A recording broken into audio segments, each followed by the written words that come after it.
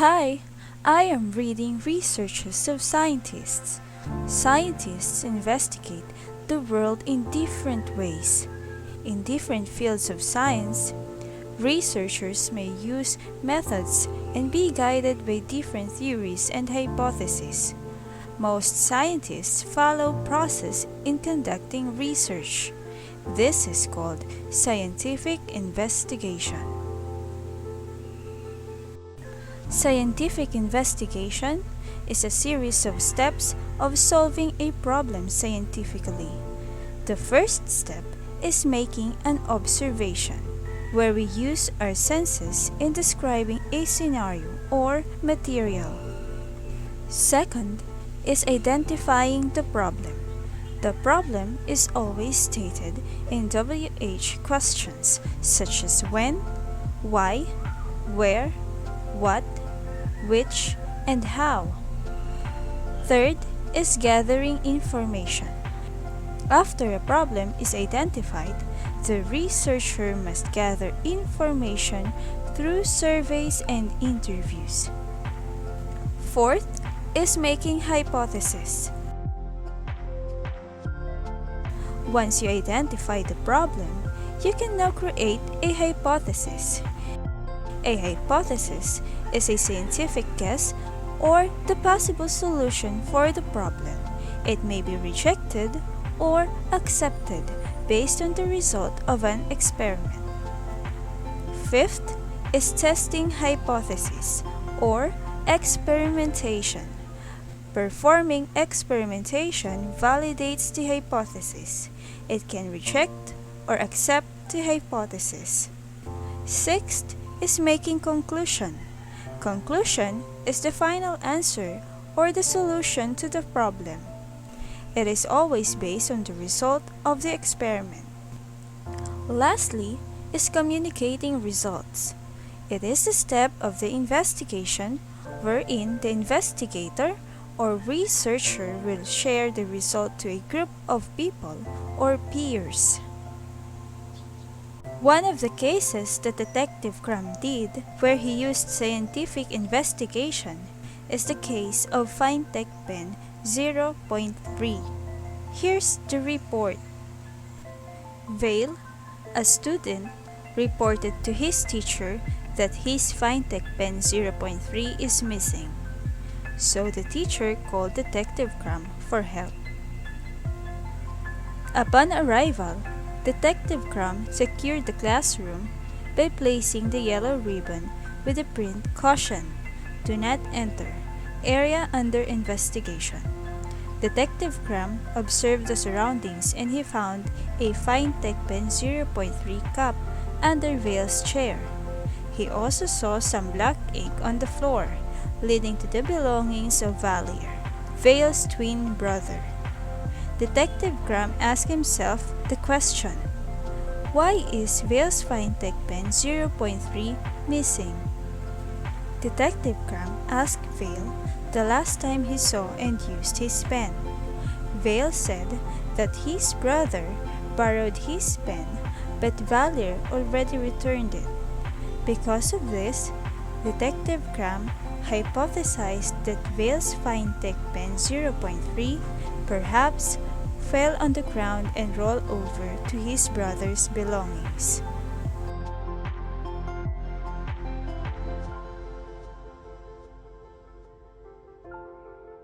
So Detective Crumb traced the ink on the floor and found the FineTech Pen 0.3 underneath the bag of Valier. So he concluded that his hypothesis is accepted because Vale's FineTech Pen 0.3 fell on the ground and rolled over to his brother's belongings. Detective Crumb told the class that the FineTech Pen 0.3 of Vale fell on the ground and rolled over to Valier's belongings. Everyone rejoiced for another accomplished investigation done by Detective Crumb.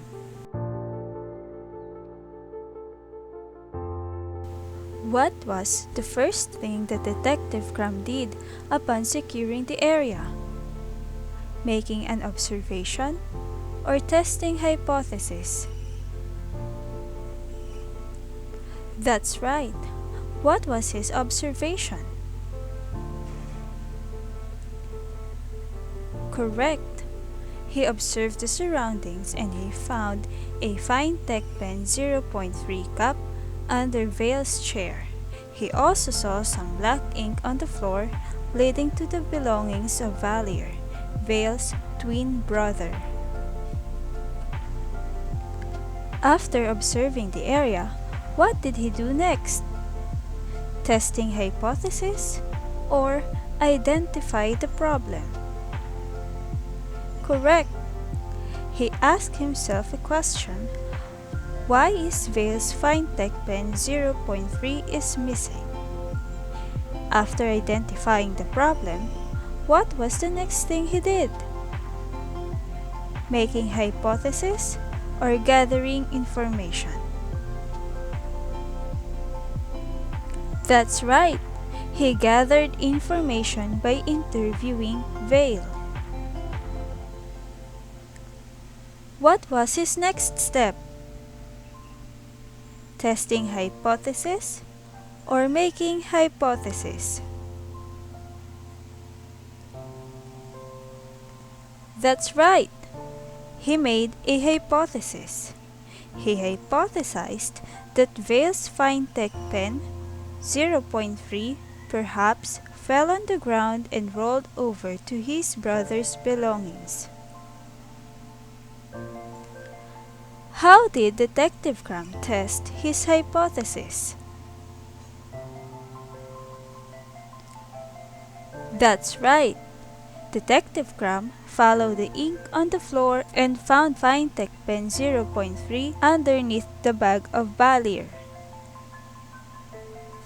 How did Detective Crumb conclude the case? That's right. He concluded that his hypothesis is accepted because Vale's Fintech Pen zero point 0.3 fell on the ground and rolled over to his brother's belongings. How did Detective Crumb communicate the result of the investigation to the class? Correct.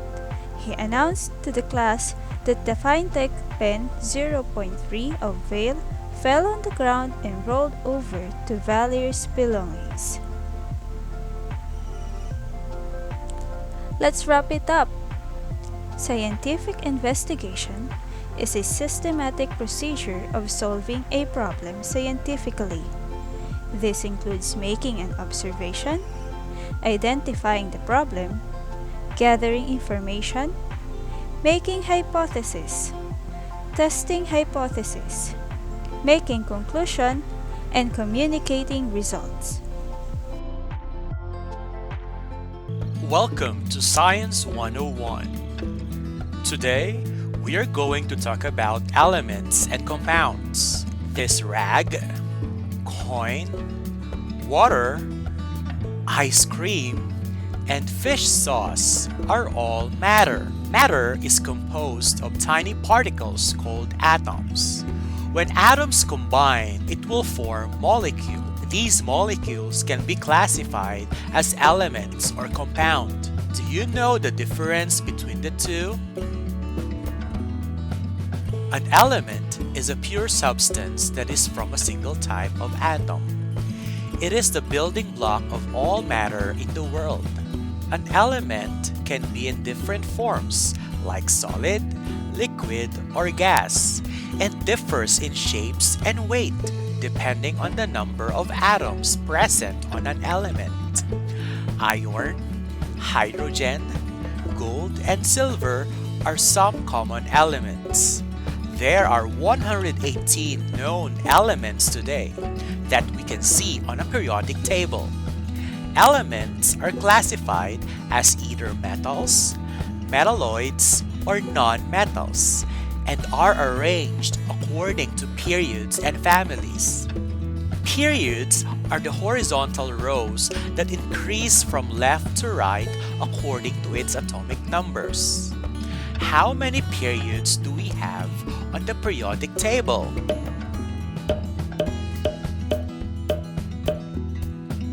That's right! There are 7 periods on the periodic table. Try to name the missing elements on periods 1 and 2.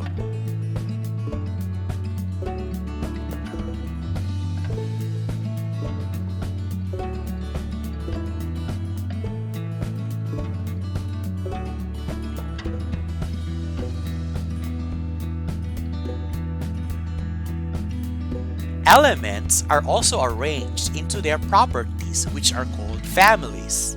Some known families of the elements on the periodic table are alkali metals, alkaline earth metals, transition metals, and noble gases. Can you name these elements based on their symbols?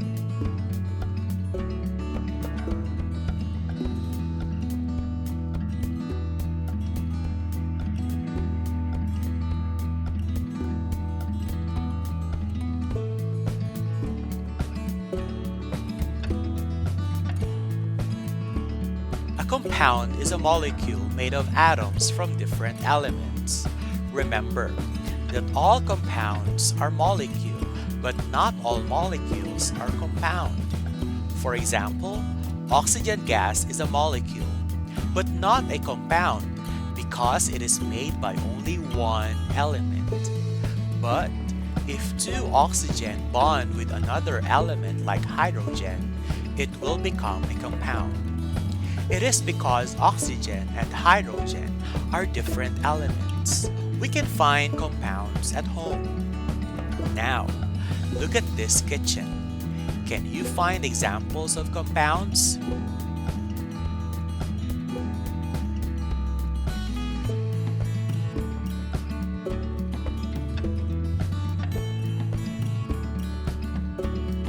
We can find 5 compounds here.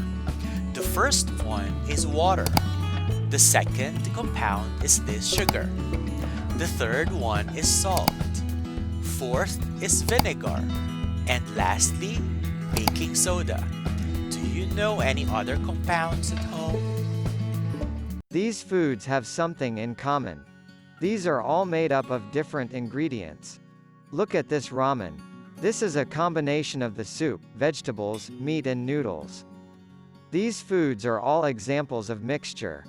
Do you know what mixture is? Let me share to you what a mixture here on Science 101. Mixtures are materials made up of 2 or more substances or matter.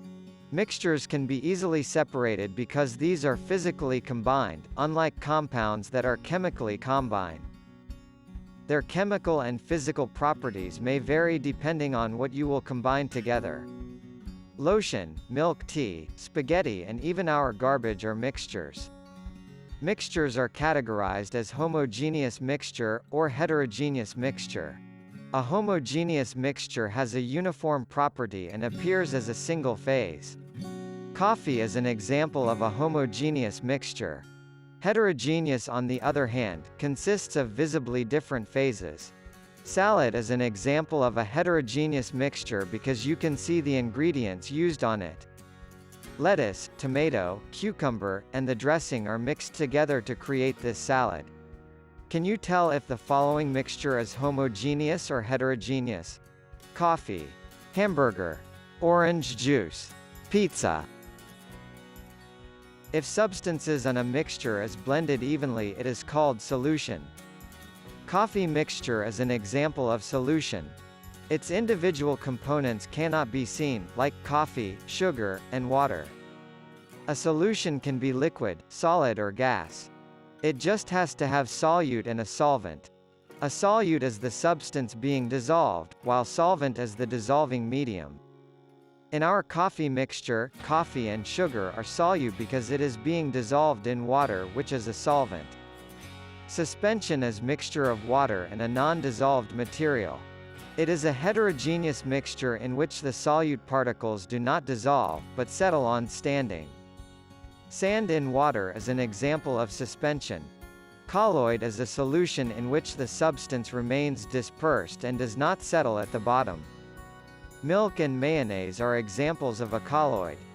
Let's wrap it up. Mixtures are materials made up of two or more substances or matter that are physically combined. It is categorized as homogeneous mixture or heterogeneous mixture.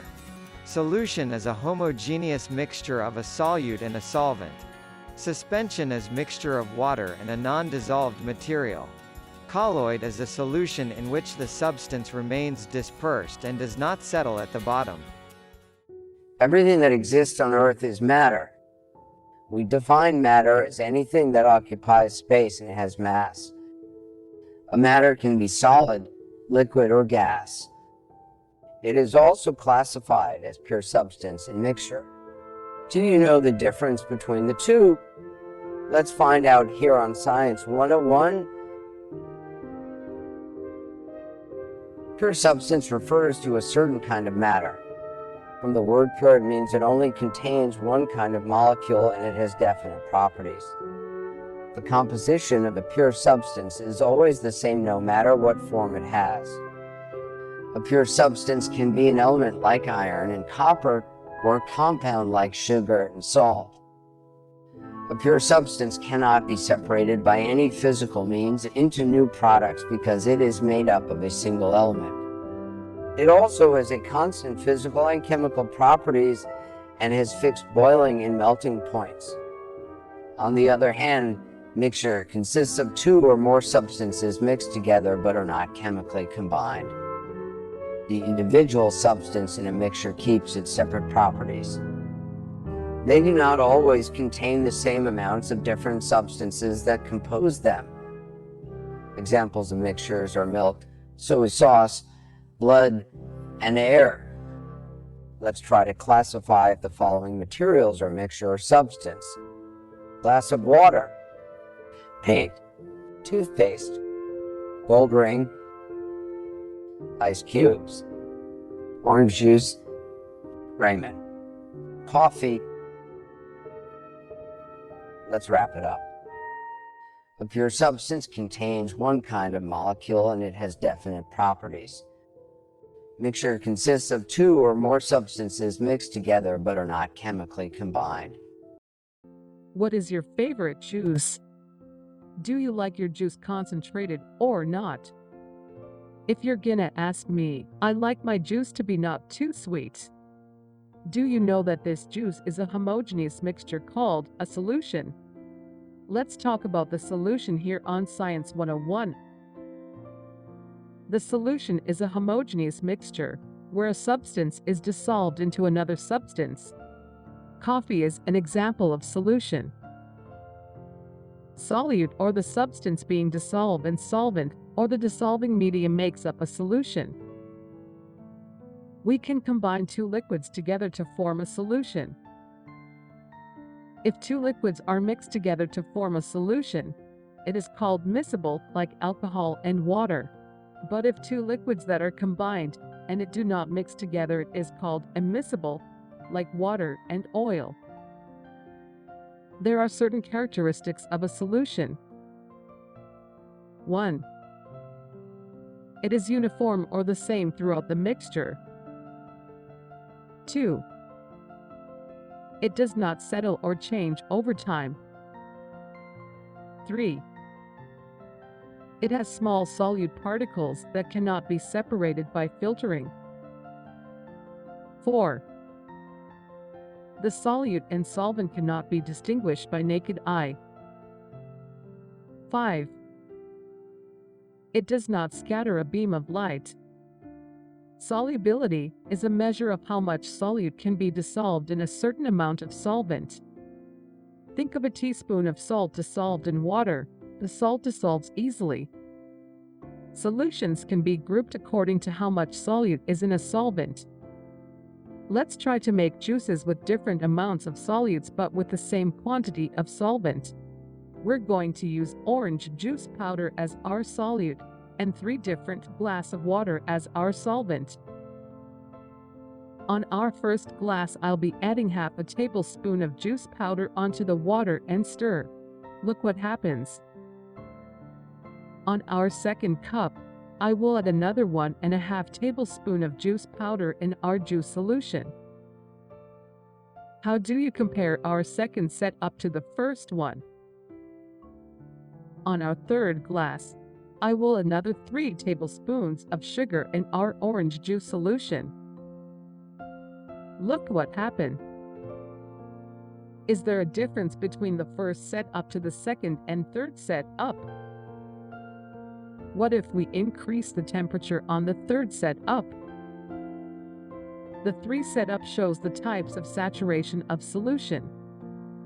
On our first setup, the juice powder easily dissolved in water. It is because our juice powder is less than the amount of water that we used. If our solution contains less than the maximum quantity of the solvent, it can dissolve at a given temperature. It is called unsaturated solution. If we add more solute to our solution just like on our second setup, and it reached the point where it cannot dissolve any more solute, it is considered saturated. If a saturated solution loses some solvent, some solid crystals of solute will start to form. Examples of saturated solution are soft drinks and coffee. We can tell that the solution has reached its saturation point when water or solvent cannot hold any more solute. Some solute remains suspended in the bottom of the container. Here are some interesting facts about solution. There is a solvent called aqua regia, which may dissolve the noble metals including gold and platinum. You can't see a beam of light when shining it through a true solution. This means fog is not a solution. It is a colloid. Carbonated beverages are made by dissolving carbon dioxide gas into a liquid at high pressure. Solutions are part of our everyday life. In making juice, for example, we add juice powder to water. The juice powder dissolves in the water, making juice drink a solution. In our kitchen, we can find solutions like vinegar, where acetic acid is combined with water. Do you know how chemists use the idea of concentration whenever they prepare chemical solutions? Let's find out here on Science 101. In chemistry, concentration is the measurement of the amount of solute that is dissolved in a given quantity of solvent. Concentration may be expressed in different ways, using percent by mass, which is the amount of solute in a given mass of solvent expressed as grams solute per 100 grams of solution, and percent by volume, which is the amount of solute in a given volume of solution expressed as grams solute per 100 milliliters of solution, and the percent composition by mass over volume, which is the amount of solute in mass over the volume of solution. Percent by mass is equal to the mass of the solute or solvent divided by the total mass of the solution, times 100. For example, what is the concentration in percent by mass of solvent and solute in a solution containing 20 grams of sodium chloride in 80 grams of water? To answer this, we are going to use GRESA. GRESA stands for Given, Required, Equation, Solution and Answer. The first step is to list down the given. Our given are mass of solute, which is 20 grams ID sodium chloride, and mass of solvent, which is 80 grams of water. By adding our solute and solvent, we will have a total of 100 grams of solution. We are required to find the concentrations of the solute and solvent in percent by mass. Since the problem requires us to find percent by mass of solute and solvent, we are going to use these formulas. Percent by mass of solute is equal to the mass of solute over mass of solution times 100%. Percent by mass of solvent is equal to the mass of solvent over mass of solution times 100%. Let's find the percent by mass of solute first. Our solution will be percent by mass of solute is equal to mass of solute divided by the mass of solution times 100. By putting the given to our formula, we will have percent by mass of solute is equal to the 20 grams of sodium chloride divided by 100 grams of solution. Solving first the given on the parenthesis, 20 grams of sodium chloride divided by 100 grams of solution, resulting to 0.2. 0.2 times 100 is 20%. Therefore, sodium chloride is 20% of the entire solution. Next, let's find the percent by mass of solvent. Our solution will be percent by mass of solvent is equal to mass of solute divided by the mass of solution times 100. By putting the given to our formula, we will have percent by mass of solvent is equal to the 80 grams of water divided by 100 grams of solution. Solving first the given on the parenthesis, 80 grams of water divided by 100 grams of solution, resulting to 0.8. 0.8 times 100 is 80%. Therefore, water is 80% of the entire solution. Try to solve this on your own, and comment your answer on this video. 25 grams of salt, sodium chloride was dissolved in 200 grams water. What is the mass percent of salt, sodium chloride in the solution? Percent in solutions can also be expressed in volume when solute is a liquid. Percent by volume is equal to volume of solute or solvent over the total volume of solution times 100%. Let's say, a solution is prepared by dissolving 40 ml of hydrogen peroxide, also known as agua oxigenada, in water to make 2000 ml of solution. Let's identify the concentration of hydrogen peroxide solution. To answer this, we are going to use GRESA. Let's write down the given. The volume of solute is 40 ml and the volume of solution is 2000 ml.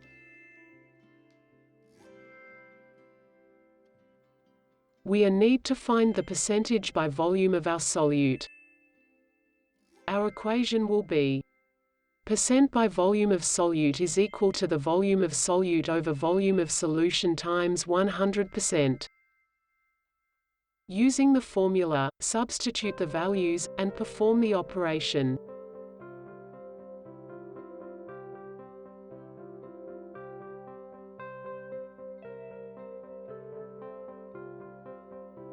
Percentage by volume is equal to 40 ml of hydrogen peroxide divided by 2000 ml of solution times 100%.